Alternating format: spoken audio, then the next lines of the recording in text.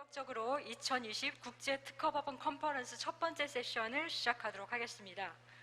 이번 세션은 IP 국제재판의 현황과 발전 방향이라는 주제로 특허법원 이재정 수석부장 판사님을 좌장으로 본 세션을 이끌어 주시겠습니다.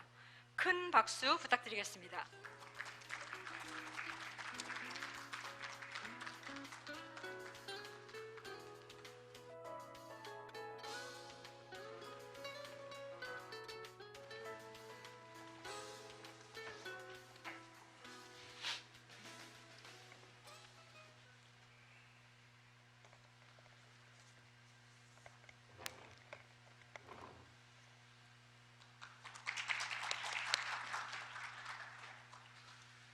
안녕하십니까.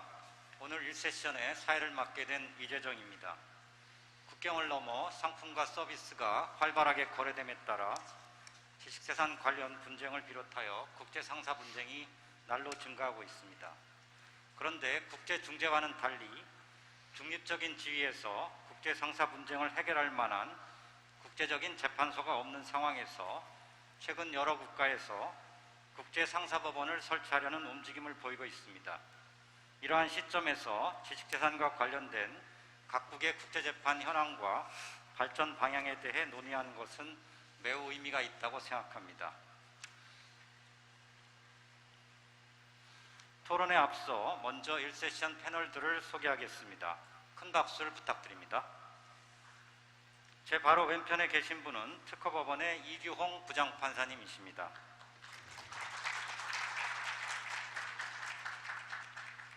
그 옆에 계신 분은 특허법원의 정윤영 고등법원 판사님이십니다. 특별히 해외에서 온라인으로 참가해 주신 잉글랜드 앤 웨일스 고등법원의 데니얼 알렉산더 판사님, 독일 연방법원의 클라우스 바허 판사님, 호주 연방법원의 판사로 재직하셨던 에나벨 베넷 박사님, 중국 최고인민법원의 이팅 다이 판사님을 소개합니다. 시간 제약으로 인해 패널들의 자세한 양력은 생략하고 PPT 자료와 배부해드린 책자를 참고해 주시면 고맙겠습니다. 그럼 이제 토론으로 들어가도록 하겠습니다. 첫 번째 주제는 각국의 지식재산과 관련된 국제재판 현황에 관한 것입니다. 먼저 이규홍 부장판사님께 질문을 드리겠습니다. 우리나라에서 지식재산 관련 국제재판 운영 현황에 대해 말씀해 주시겠습니까? 예, 방금 소개받은 이규홍입니다. 예, 제가 특허법원 초기에 국제재판부를 운영을 했고 사건을 처리한 이후로 오늘 저희 국제재판에 대해서 말씀을 드리게 된 것에 기쁘게 생각합니다. 특히 이제 저명하신 연사들이 계시고 방청객 앞에서 이렇게 말씀을 드리게 됐고요. 참고로 이번 세션에서 저희가 다루어지는 국제재판부하고 잠시 논의되는 중재 문제는 오늘의 3세션에서의 디자인 문제와 내일 오전에 5세션의 표준 필수 특허와 함께 이것을 모두 아우러서 내일 오후에 모의 중재사건이 한중일 판사들이 참여하는 가운데 열리게 됨을 알려드리겠습니다. 우선 저희가 국제재판부가 만들어진 경위는 상당히 좀 스토리가 있습니다만 자세히 설명드릴 시간은 없을 것 같고요.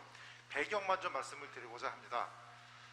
여기 이제 있는 대로 IP 분쟁은 이제 국제화가 굉장히 깊게 진행이 되어 있습니다. 그리고 한국에서도 특히 특허법원에서 외국인이 당사자인 사건 비율이 상당히 높아진 상황이었습니다. 그런데다가 저희가 아시는 바처럼 이제 저희 대한민국 사법부는 객관적인 평가에서 굉장히 신뢰도가 높은 것으로 나타나 있었고, 또 특허 출원 건수도 세계 4위 정도가 유지가 되고 있고, 특허청의 심사 능력도 두바이에 심사 인력을 파견하는 등 아주 높게 평가가 되어 있는 상황이었습니다. 이런 제도적인 면에 더해서 잘 아시는 바처럼 삼성이나 현대 같은 세계적인 제조업 기업이 존재하는 그런 상황이었기 때문에 저희가 이제 이러한 모든 것을 종합하면 저희가 IP 허브커트로 할 수 있지 않을까라는 생각을 가지고 이 제도 개혁에 이렇게 된 것입니다. 조금 전에 이제 말씀드린 것처럼 국제상사법원이 많이 설립이 되고 있는데 세계적으로 카타르, 두바이, 싱가포르 등등에서 이제는 포럼 쇼핑 아니라 포럼 셀링을 하는 그러한 지경에 이르렀다고 하는 논문도 본 적이 있습니다. 예, 구체적으로 좀 말씀을 드려보면요, 이제 이 부분이 말씀드렸던 슬라이드의 부분이 되겠고요. 이제 이 슬라이드 장표에 보시면은 저희가 이제 그 국제 사건이 되기 위해서는 쌍방의 동의가 필요하고 어떤 그 사건이 대상이 되는지를 간략하게 표로 정리해 놓은 것입니다. 이 부분은 이제 참고로 봐주시면 될 것 같습니다. 그리고 이 장표는 그 일반적인 사건과 국제 사건에 그 대비해 놓은 그러한 그 장표가 되겠습니다. 여기 보시면 이제 큰 차이가 있는 것은 아니고 가장 눈에 두드러지게 다른 부분이 번역문을 내지 않아도 되고 또 그리고 그 통역을 법원에서 제공해서 모두 동시 통역으로 그 재판이 이루어지며 마지막에 판결문도 저희가 한글 판결문 이외에 영어로 번역된 판결문도 제공해드리고 있다는 그 부분이 이 차이점으로 이제 두드러진다고 말씀을 드릴 수 있겠습니다. 이것도 아까 정리드린 것처럼 어떤 사건이 대상이 되고 있으며 그리고 어떠한 요건이 필요한지 특히 이제 쌍방 동의가 필요한 것으로 현재는 되어 있습니다만 이거는 장차 일방 신청으로도 가능하게 될 수 있지 않을까라고 입법론적인 얘기지만 논의도 있다는 것을 말씀을 드립니다. 그리고 현재는 허가된 외국어는 영어로만 진행을 하고 있으나 재판부의 결정으로 일본어나 중국어도 저희가 앞으로 할 수 있을 것으로 생각이 듭니다. 이 부분은 이제 그 변론 기일에서의 그 상황을 이제 정리해 본 것입니다. 말씀드린 바와 같이 그 사항을 정리해 드렸고요. 그렇다면 저희가 어떤 사건을 처리했는지에 대해서 말씀을 간략히 드리겠습니다. 2019년 작년 1월에 처리한 판결이 나갔는데 금속 코팅에 관련된 그 특허 출원에 대해서 특허 심판원은 진보성이 없다는 이유로 거절을 하였고 원고가 진보성이 있다면서 그 심결의 취소를 구한 소송을 제기했는데 저희는 그 심리 끝에 진보성이 없다 해서 그 기각을 하였고 확정이 되었습니다. 이 사건에서는 그 체코인 외국인 전문가 증인이 이제 오셔서 전문가 증언을 했던 사안이 되겠습니다. 그리고 두 번째 사건은 올 2월 달에 선고된 것인데요. 의학 용도 발명에 관련된 것에서 역시 그 심판원에서 신규성과 진보성이 없다는 이유로 거절이 되었고 원고가 심결 취소 소송을 제기했으나 저희는 그 둘 다 있다, 신규성과 진보성이 모두 있다고 보아서 심결을 취소하는 판결을 했고 역시 확정이 되었습니다. 한편 서울중앙지방법원도 그 국제사건으로서 상표 사건, 손해배상 사건으로서의 상표 사건을 판결을 했고 원고 일부 승소 판결이 난 뒤에 이제 이 사건도 확정이 되었습니다. 간략하게 말씀을 드렸고요. 저희 국제재판부는 이제 동시 통역이라든지 여러 가지 제도적 그런 위비점을 더 완비하도록 노력을 하고 있습니다. 그래서 이 글로벌 IP 코트, 특히 아시아 분쟁 해결 기구로서 도약하기 위해서 노력을 하고 있으며 저희 이런 노력은 결국은 국제적으로 유사한 분쟁이 많이 발생한 경우에 그 이제 해당국에서 진행되거나 진행될 수 있는 특허 소송에서 이렇게 자료로 미리 우리 대한민국 법원에서 재판을 받아볼 수 있고 또 대한민국 재판부에서의 심리 과정을 통해서 재판 환경을 미리 경험할 수도 있으며 저희 또 부수적으로 뭐 통번역비도 절감이 된다는 그러한 면에서 세계적인 경쟁력이 있지 않을까라고 생각을 하고 저희가 많은 노력을 하고 있습니다. 이상으로 마치겠습니다. 감사합니다. 네, 이경훈 부장판사님 상세한 답변에 감사드립니다. 지금 한밤중에도 불구하고 독일의 클라우스 바허 판사님께서 온라인으로 지금 대기하고 계신데요. 독일의 클라우스 바허 판사님께 질문을 드리겠습니다. 독일에서는 영어로 변론하는 상사재판부가 일부 지방법원에 설치되어 있는 것으로 알고 있습니다. 첫째, 상사재판부에서 취급하는 사건의 유형. 둘째, 상사재판부가 어떻게 구성되는지. 셋째, 외국 변호사의 변론이 허용되는지에 대하여 답변해 주시면 고맙겠습니다.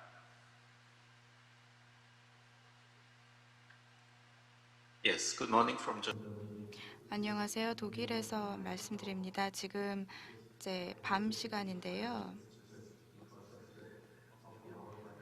지금 시간 때문에 어, 약간 시차가 있기는 합니다만 몇 가지 저희 독일의 국제재판부에 대해서 말씀드리면은 상사재판부는 좀 이제 특별한 재판부로 간주가 되고 있습니다. 프랑크푸르트 마인 지방법원과 함부르크 지방법원의 경우에 영어로 심리하는 전담 재판부가 있습니다. 그리고 대부분 영어로 심리를 진행하고요. 이 상사 재판부의 경우에는 이제 전문 판사가 1명 있습니다. 그리고 일반 판사가 2명 있습니다. 그래서 이제 상업재판부에서는 뭐 상표라던가 이제 저작권, 뭐 상업적인 여러 가지 문제와 관련된 사건에 대해서 관할권을 가지고 있습니다. 또 그래서 그런 관련된 분야에 이제 전문성을 가지고 있고요.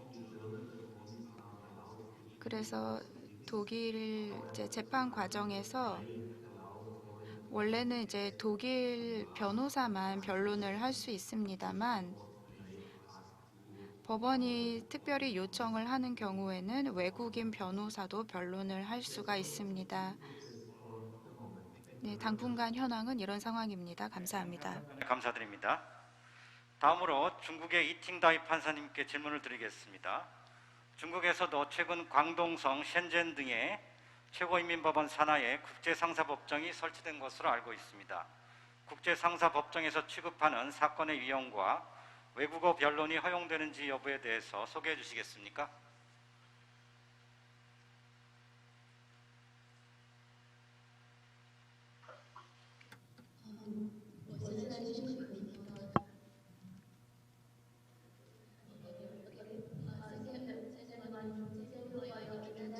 네, 감사합니다.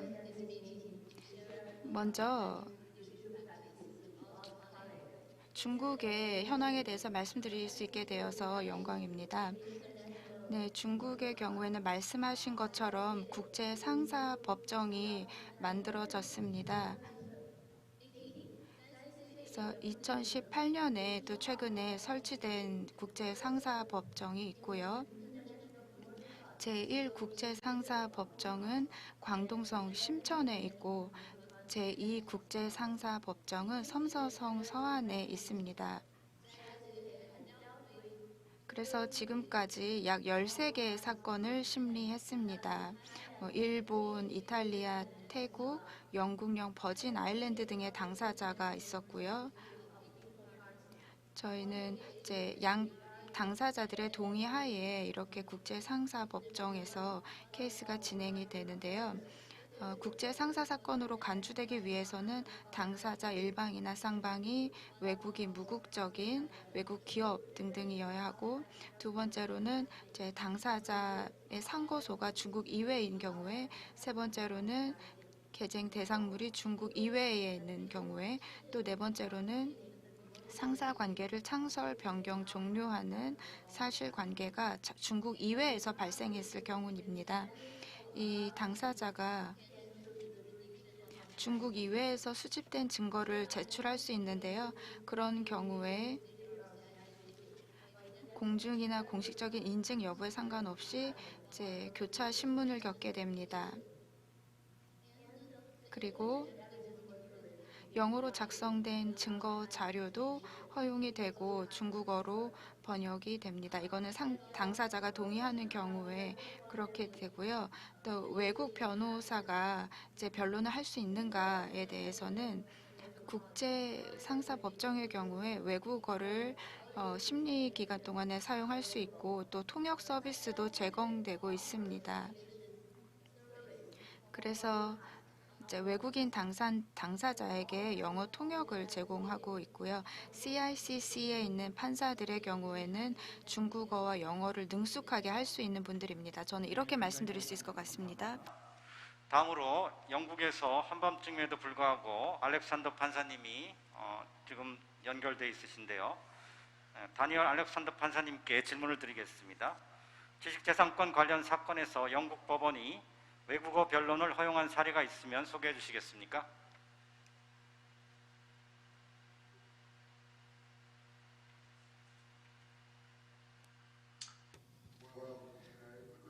안녕하십니까. 그쪽은 아침인 것 같은데요. 여기는 저녁입니다. 먼저 여러분에게 감사의 말씀 드립니다. 초대해 주셔서 이렇게 멋진 컨퍼런스에 초대해 주셔서 감사합니다. 특허법원 이승용 법원장님과 또 관계자분들께 감사드립니다. 영국 같은 경우는 설명을 한번 드려보겠습니다. 저희가 여러 사건을 영어로 진행을 하고 심리를 하고 있기 때문에 구체적으로 국제재판에 대한 규정은 없습니다. 그리고 특별히 국제재판부를 따로 두고 있지도 않습니다. 다른 국가들은 그런 추세가 나타나고 있는데요. 그리고 외국인 변호사가 영국 법원에서 심리를 변론을 할 수가 있는데 이 상황을 잘 살펴봐야 합니다. 브렉시트 이후에, 즉 영국의 유럽연합 탈퇴 이후에 새로운 규정들이 마련되고 있습니다. 그리고 협정과 또 협정 등이 다양하게 마련되고 있는데요. 그렇기 때문에 앞으로 영국에서 이와 관련된 국제재판을 관련해서 아주 건설적인 논의가 더 늘어날 것이라고 생각합니다. 현재로서는 국제재판부를 따로 두고 있지는 않습니다. 하지만 앞으로 바뀔 경향도 있습니다. 상세한 답변에 감사드립니다. 두 번째 질문은 유럽통합특허법원 이하 UPC라고 하겠습니다. 유럽통합특허법원의 설립과 관련된 것입니다. 다니엘 알렉산더 판사님께 질문드리겠습니다. 최근 UPC 추진의 주요 당사국 중 하나인 영국이 입장을 바꾸어 UPC에 참여하지 않기로 한 것으로 알고 있습니다. 그런데 영국 런던은 파리 미넨과 더불어 UPC 본원이 설치될 지역입니다. 만약 영국이 UPC에 참여하지 않을 경우 UPC 본원 설치 지역에 변동이 있는지 관할 사건 분장 방식, 법정에서 사용하는 언어에 관하여 설명해 주시면 고맙겠습니다.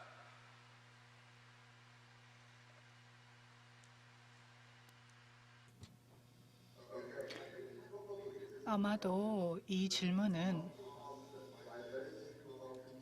계속해서 UPC에 참여하고 있는 분들이 답해 주셔야 될 것 같은데요. 영국 같은 경우에는 UPC를 계속하지 않기로 했습니다. 이유는 몇 가지가 있습니다. 현 정부가 UPC라는 이 개념에 대해서 조금은 적대심이라든지 반대 의견을 갖고 있기 때문입니다.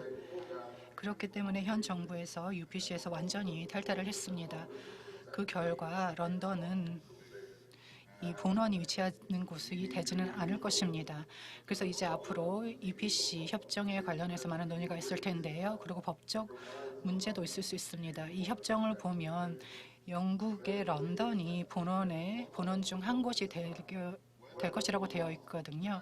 그것이 문제가 될 수도 있습니다. 그래서 협정을 비준한 다른 유럽의 국가들이 이 본원의 위치라든지 아니면 법정 소재지에 대해서 논의를 하게 될 것이고 이것이 정치적인 문제가 될 수도 있습니다. 독일의 다른 판사분들이나 또 유럽연합 다른 국가들이 더 이 질문에 대한 답변을 잘 해주실 수 있을 것 같은데요. 영국의 런던에 본원이 저희가 원한다고 하더라도 다른 국가에서 반대할 수도 있습니다. UPC 같은 경우는 세 개의 언어로 운영이 되는 것이 가장 성공을 이룰 확률이 높다고 생각합니다. 답변에 감사드립니다. 네, 두 번째 주제는 외국 법원이 한 판결에 대한 승인 집행에 관한 것입니다. 먼저 정인영 판사님께 질문드리겠습니다. 첫째, IP 관련 소송에서 전보적 배상이기는 하나 지나치게 과다한 손해배상을 명한 외국 법원의 확정 판결에 대하여 우리나라 법원이 승인을 제한할 수 있는지, 둘째, 징벌적 손해배상을 명한 외국 법원의 확정 판결 승인 여부에 대하여 답변해 주시겠습니까?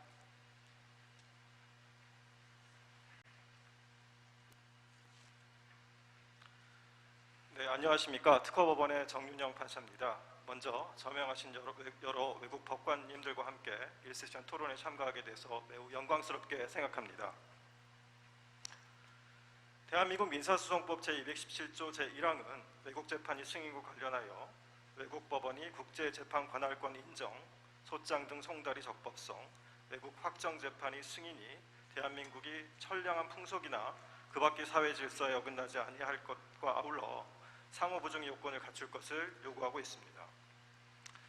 이와 같은 승인 요건을 갖춘 외국 재판은 대한민국에서 별도의 사법적인 확인 절차 없이 자동적으로 승인이 되고 대한민국에서도 효력이 발생합니다. 한편 대한민국 민사집행법 제26조 제1항은 외국 재판이 집행에 한국 법원이 집행 판결이 필요함을 명시하고 있습니다. 이와 관련하여 대한민국 민사소송법은 법원은 손해배상에 관한 확정 재판 등이 대한민국의 법률 또는 대한민국이 체결한 국제조약의 기본 질서에 현저히 반하는 결과를 초래할 경우에는 해당 확정 재판 등이 전부 또는 일부를 승인할 수 없다라고 규정하고 있습니다. 이는 징벌적 손해배상과 같이 비전보적 손해배상을 명한 외국 법원의 확정 재판 승인을 적정 범위로 제한하기 위하여 2014년에 도입된 것입니다.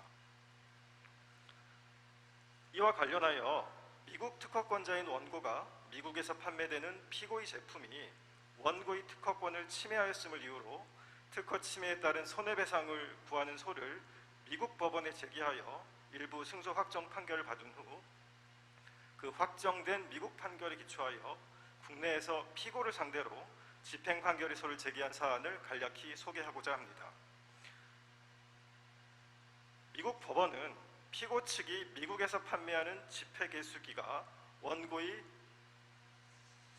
집회개수기 관련 특허를 침해하였다고 인정하고 피고에 대해 특허 침해에 대한 손해배상으로 약 1,200만 달러 상당의 지급을 명하는 판결을 선고하였습니다. 대한민국 대법원은 이 사안에서 위 민사소송법 규정은 손해배상을 명한 외국 법원이 확정 재판이 전보적 손해배상을 명한 경우에까지 승인을 제한할 수 있도록 한 규정은 규정이라고 볼 수 없는데 이 사건 미국 판결이 인정한 원고의 손해액이 전보배상의 범위를 초과한다고 볼 수 없으므로 이 사건 미국 판결의 승인을 제한할 수는 없다라고 판시하였습니다.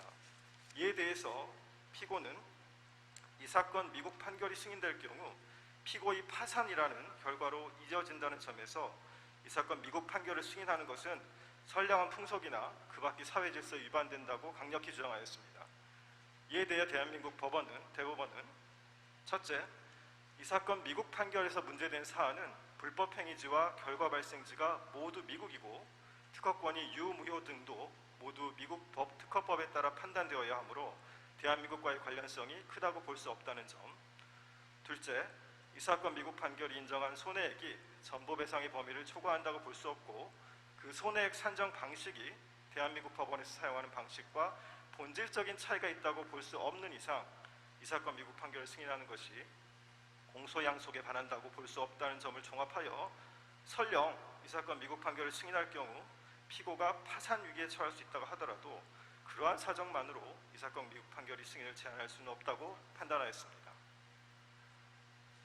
한편 대한민국은 2019년 특허법과 부정경쟁방지법 개정을 통해서 특허권이나 영업비밀 침해 행위가 고의적인 것으로 인정되는 경우에는 법원이 손해로 인정된 금액이 3배를 넘지 않는 범위에서 배상액을 인정할 수 있도록 하는 증액배상 제도를 도입하였습니다. 그리고 2020년에는 상표법, 디자인보호법에도 특허법과 같은 내용의 증액배상 제도를 도입하였습니다. 이에 따라 특허 침해 등과 같이 개별 법률을 통해 3배 배상 제도를 도입한 구체적인 위법행위 유형의 경우 향후 3배 배상 등 비전보적 배상을 명한 외국 재판을 승인할 가능성이 더 높아졌다고 생각됩니다. 이상 발표를 마치겠습니다. 감사합니다. 네, 정인영 판사님 상세한 답변에 감사드립니다. 다음으로 중국의 이팅다이 판사님께 질문을 드리겠습니다. 첫째, IP 관련 소송에서 전보적 손해배상 혹은 징벌적 손해배상을 명한 외국 법원의 확정 판결이 중국 법원에서 승인되기 위한 요건에 대하여 답변해 주시고, 둘째, IP 소송과 관련한 외국의 판결이 중국에서 승인되거나 거부된 사례가 있으면 소개해 주시기 바랍니다.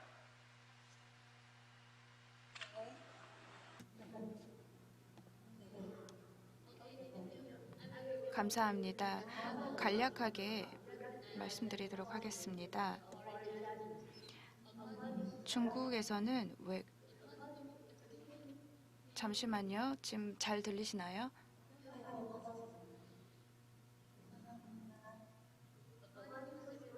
중국의 민사소송법에 따르면 외국 법원이 적법하고 유효하게 판결했거나 명령한 그 판결에 대해서 중국 법원의 승인이나 집행이 필요하다면 중국의 그러한 승인 및 집행 사건을 관할하는 법원에 신청을 해야 됩니다.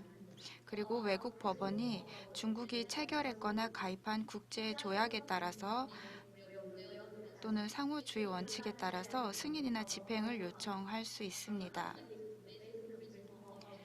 그래서 기본적으로 중국의 기본적인 법 원칙이나 중국의 공공이익에 위배되지 않는다고 판단하는 경우에는 외국 법원의 판결의 그 효력을 승인하는 명령을 선고합니다.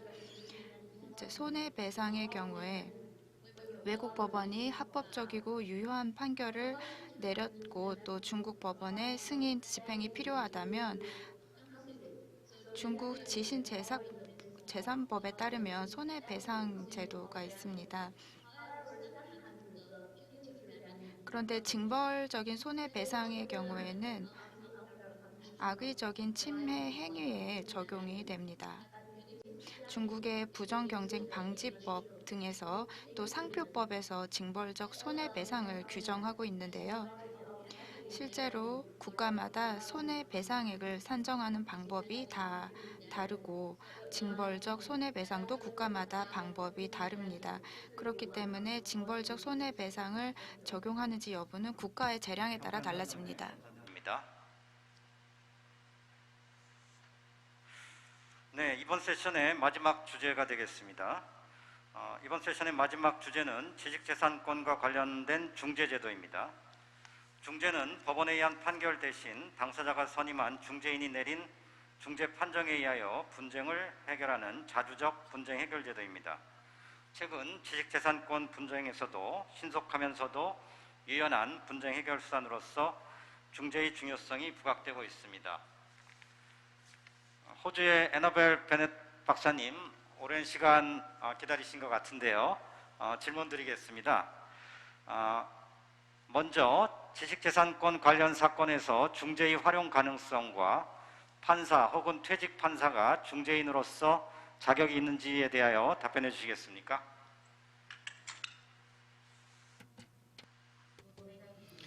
감사합니다.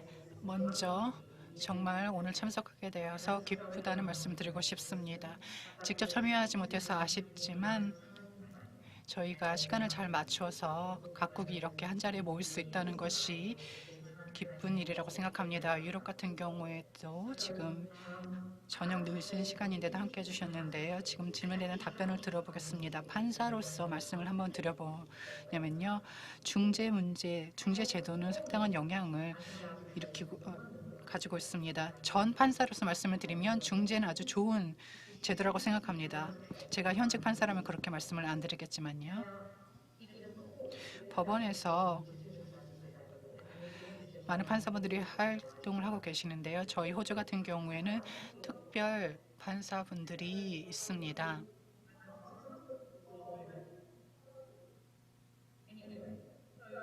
네, 계속 말씀드려 보겠습니다. 중재 제도는 판사를 정할 수 있고 또 조건을 정할 수 있으며 양 당사자간 그리고 중재인 사이의 계약이라고 할 수가 있습니다. 사안을 함께 살펴보고 그다음에 판사를 결정을 하고 중재인을 당사자들이 직접 결정을 할 수 있습니다. 그리고 여기서 판결이 나온 결정 같은 경우에는 서로 암묵적으로 합의를 한다는 것을 기본으로 하고 있습니다. 네, 그런 점이 장점이라고 할 수가 있고 그렇다면 단점도 있을 텐데요. 등록 문제에 있어서 단점이 있을 수 있습니다. 중재제도 같은 경우에는 판사가 결과가 나타났다 하더라도 어떤 상표가 등록 무효가 된다는 것을 기간, 해당 기간만이 할 수 있습니다. 중재인이 판결을 이것은 무효라고 하더라도 이 등록을 취소할 수 있는 권한은 없습니다. 그것이 단점이라고 할 수 있겠고요. 특허도 마찬가지입니다. 특허도 등록이 되면 당사자가 중재를 통해서 어떤 결정을 내리고 그리고 무효로 중재인의 판결을 받았다 하더라도 이 무효를 실제로 집행할 수 있는 것은 관련 기관입니다. 그런 점이 단점이라고 할 수가 있겠고요. 하지만 이 외에도 중재제도는 많은 장점을 가지고 있습니다. 이 장점을 잘 활용을 하면 좋을 텐데요. 그리고 중재제도의 결과 같은 경우에는 공시가 되지 않는다는 것, 이것을 당사자들이 선호할 경향도 있습니다. 이것도 어떤 면에서는 장점이라고 할 수 있겠습니다.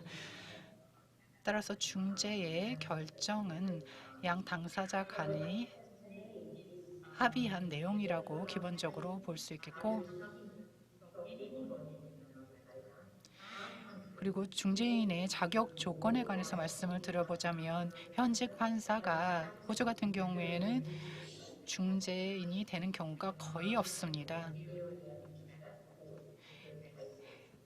판사가 중재인이 됐는데 이 판사가 재직하고 있는 법원에서 중재 사건을 다룬다는 것이 조금은 말이 되지 않기 때문에 그런 경향을 저희가 받아들이고 있는 것으로 보입니다.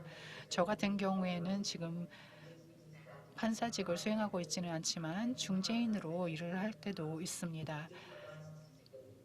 그리고 뭐 실시료라든지 등의 문제 등을 다룬 경험이 있고요. 그리고 방송권에 관해서도 다룬 경험이 있습니다. 네, 여기까지 답변을 드리도록 하겠습니다. 주셔서 정말 감사합니다.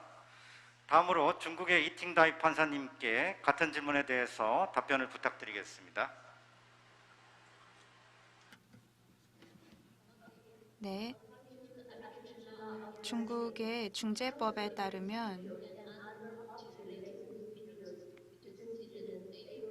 여러 다른 경제 단체 간에 또는 법인, 국민 간에 발생하는 계약상의 분쟁과 재산권으로 발생하는 분쟁을 중재 절차에 회부할 수 있습니다. 그리고 중재는 지금까지 가장 잘 알려진 분쟁 해결 방법이기도 합니다. 법원이 아닌 이제 다른 채널을 통해서 효과적으로 해결할 수 있는 수단이라고 생각을 합니다. 먼저 저희는 이제 중재와 관련해서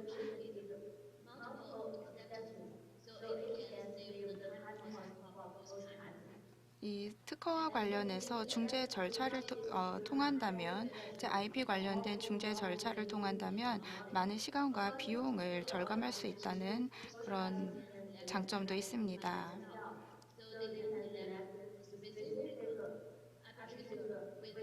그리고 특정 그 케이스와 관련된 전문 지식을 가진 사람을 중재인으로 선임할 수 있습니다. 그리고 판사의 경우에도 8년 이상 재직한 경우에는 이제 중재인으로 선임될 수가 있습니다. 그리고 이제 비공개 심리도 진행이 될 수 있습니다.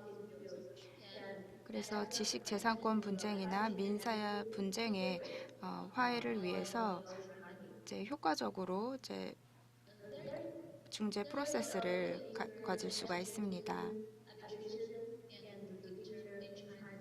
그래서 중국의 경우에 퇴직한 판사의 경우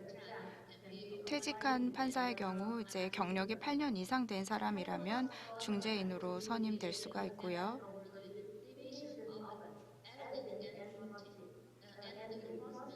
저희 중재 조정 기관하고 적극적으로 소통하면서 또 지식 재산권 그리고 민사 분쟁 화해를 위한 노력을 하고 있습니다. 그리고 또 조정도 효과적인 프로세스입니다. 이제 상호 당사자가 동의를 한다면은 IP 분쟁을 조정을 통해서 해결을 할 수도 있습니다. 이제 자발적으로 하는 것이고, 이제 구속력은 이제 중재나 재판보다는 조금 떨어진다고 하겠습니다. 조정의 경우에는 법적인 구속력이 없습니다만 그 당사자들의 합의를 통해서 최종 확정을 이제 할 수가 있습니다. 그러면 양 당사자에 대해서 법적인 효과를 발휘할 수가 있습니다. 그래서 중재기관이나 조정기관들과 계속해서 협력하는 것이 중요하다고 하겠습니다. 그렇게 해서 IP나 민사 분쟁을 효과적으로 그런 사건을 진행하려고 하고 있고요.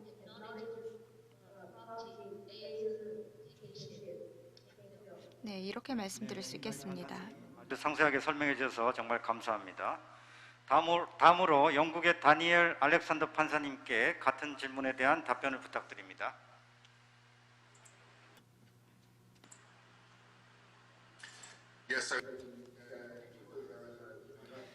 네, 영국의 경우를 소개해 드리겠습니다. 영국 같은 경우에는 중재 사건이 상당히 많이 다뤄지고 있습니다.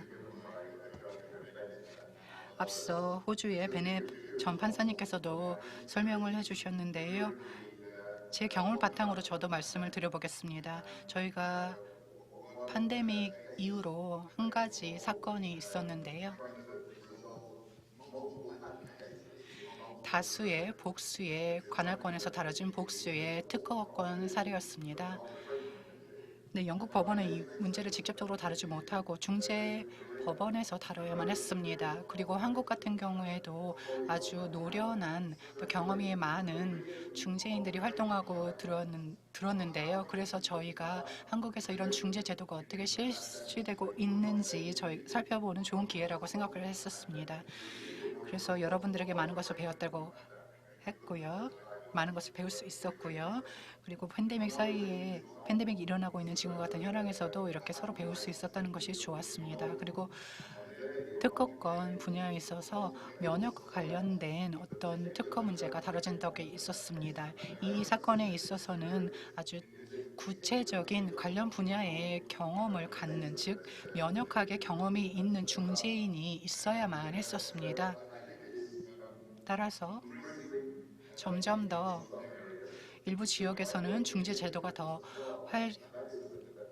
활발히 이용이 될 것이고, 그리고 조정도 영국뿐만 아니라 다른 국가에서도 많이 이루어질 것으로 보입니다. 판사분들께서 조정을 권고하는 경우도 많을 것이라고 생각이 되고요. 영국과 유럽에서는 지금 그렇게 경향이 나타나고 있습니다. 상표권 문제라든지 등에 있어서는 조정을 좀 더 권하는 경향이 나타나고 있습니다. 국제재판, 상표권 둘러싼 국제재판에서도 조정이 좀 더 많이 이루어지지 않을까 생각해 봅니다. 혹시 클라우스 바호 판사님, 이 질문에 대해서 추가로 답변하실 내용이 있으신가요?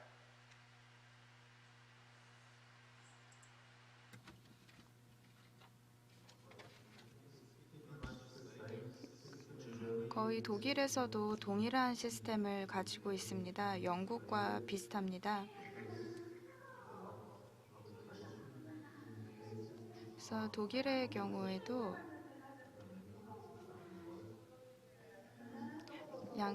여러 당사자가 참여를 할 수 있습니다만, 현재 독일의 경우에 현직 판사가 중재인으로 의무를 수행할 수 있습니다만, 양 당사자 또는 중립기관이 그렇게 임명한 경우에만 중재인으로서 임무를 수행할 수 있습니다. 그리고 중립성을 보장해야 합니다. 그래서 중립성을 해칠 가능성이 있을 경우에는 중재인에서 배제가 되고요. 그리고 이제 현직 판사가 판사 자격으로 그 사건에 관여할 수 있다면 역시 중재인에서 배제가 됩니다. 또 퇴직 판사는 이제 다른 제한이 없고요. 판사님, 유익한 답변에 감사드립니다. 안타깝게도 시간이 얼마 남지 않은 것 같습니다. 혹시 1세션 관련해서 질문하실 분이 있으시면 한 분만 질문을 받겠습니다.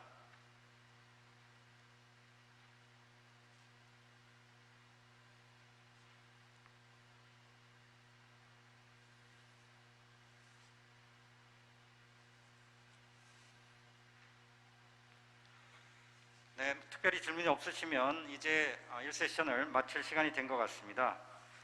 오늘 세션을 준비하시고 참석해 주신 모든 분들의 참여와 노고에 진심으로 감사드립니다. 오늘 연사로서 활발히 토론해 주신 패널들, 특히 자택에서 휴식을 취할 시간일 텐데도 온라인으로 참가해 주신 외국 패널들께 뜨거운 박수를 부탁드립니다.